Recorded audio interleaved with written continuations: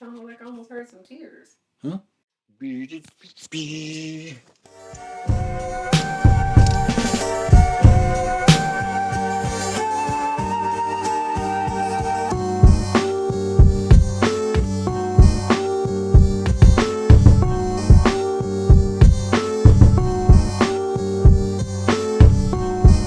know, if I'm being honest, we're being straight about this. I don't know how I had the conversation without talking about music too. This one's a hard one because, like I said, do no harm is the mantra. But I think this is an important part of the picture to understand. And I'm not even sure where to start. All of this is freestyle. But I guess it starts with the earlier this year with me assuming that leadership role. And I say the quotes not to be facetious or sarcastic. I mean it because if you know me, you know I don't really believe in the concept of leaders. I think that leaders, I said it earlier, and I think I released a reel. I said leaders are the reasons movements die. And I'll be honest, maybe I in some people's eyes, maybe I manifested that by saying that. But I look at, some of our great civil rights leaders, they killed key civil rights leaders in the movement, done. And there are other instances as well, but that, plus I know that as a leader, you have to make some uncomfortable decisions, and I feel like you may have to hurt some feelings as a leader or as somebody in a position of leadership. I don't like that. And not even that, just somebody who's steering the ship. How about that? And I had to learn the hard way again, actually, in life, that sometimes your honest opinions and feedback are not welcome in creative spaces, not just music, but in hip hop, where ego is, really encouraged, acting out of ego and responding out of ego, leading with your ego is encouraged. It's a space where giving feedback can be kind of dangerous. And to me, there are a couple reasons why I don't feel right not giving my honest opinion in certain situations. One of those situations is when it's my music. Get back to that in a minute. When it's my beat, or if I'm involved in the music, I feel obligated to give my feedback, my opinion, my honest feedback and opinion. The other one is the politics, and I'll get back to why I feel obligated to give my opinion on my music in a minute too. The other one is the whole politic thing. I remember in the 90s when politic became a thing. And then I saw, after the word politics started being used, I saw MCs, producers, artists that I really respected in hip hop co-signing music that I didn't believe they'd really believe in, for the sake of politics, for the sake of friendships, for the sake of relationships, for the sake of business. And I feel like that hurt hip hop badly. I feel like a lot of the music that's hurt the culture, hurt our communities, or music that just doesn't appeal to me, at least, is out there because people that we love and respect are out there co-signing music that they don't really believe in. And that, to me, I think that's part of the reason why hip hop is, in some people's eyes, dying, or why we lose some people who love hip hop or who are passionate about hip hop. These people stop digging. I myself, I don't have it. Where I was a few years ago, I didn't have time to dig for hip hop. I was supporting 2 kids. My 2 kids were living with me. I was working a job. I had a wife. I was running a business on the side. I was doing 16-hour days quite often.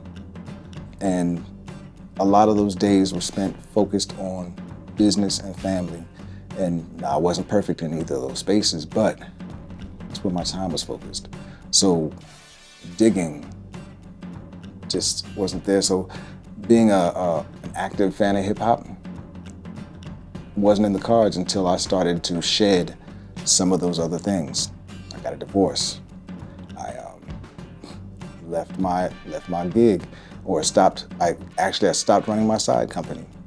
Those started to buy me time back. The main gig, I started to cut back on how much I invested there because of how unhealthy that environment was. So slowly I started finding time back for hip hop, and that kind of helped me get back into making music and appreciating music again. And as somebody who wants to reconnect with our generation of hip hop lovers in some ways, as well as new generations, I feel like you got to consider what kind of music I'm putting out, or how the music I put out, not the music I make, the music I put out is received.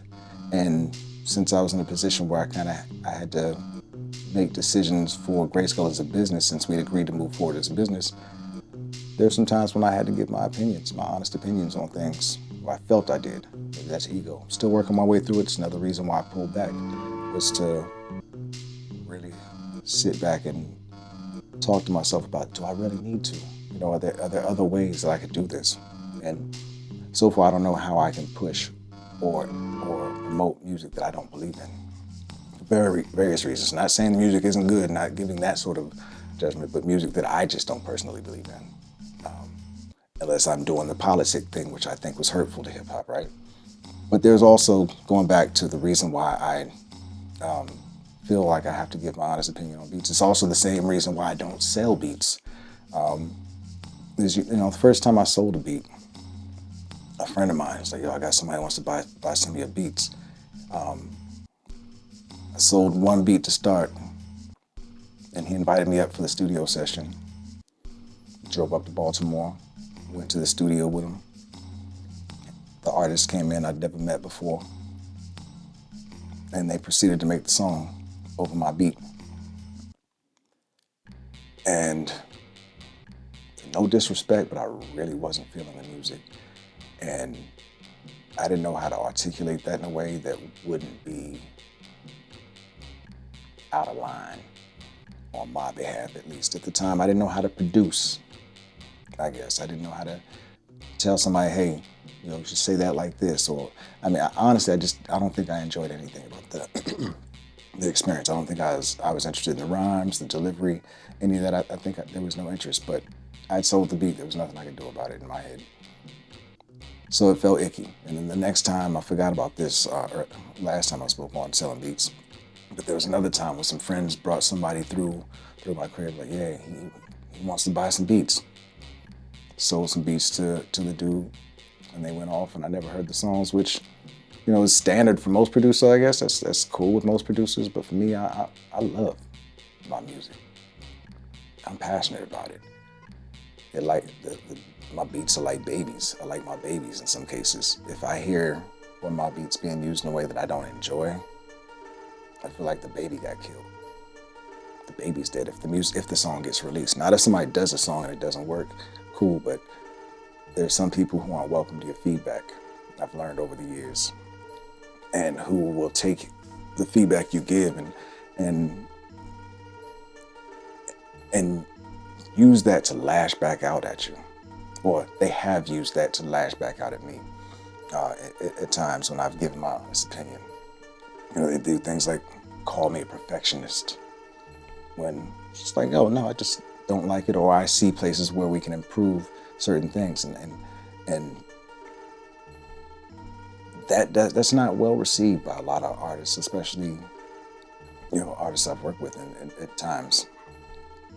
Hearing, and I know it doesn't feel good to hear somebody say that they don't love your art, or that they want to see a tweak in your art, but in this case with GRYSKLL, we've agreed to do a business.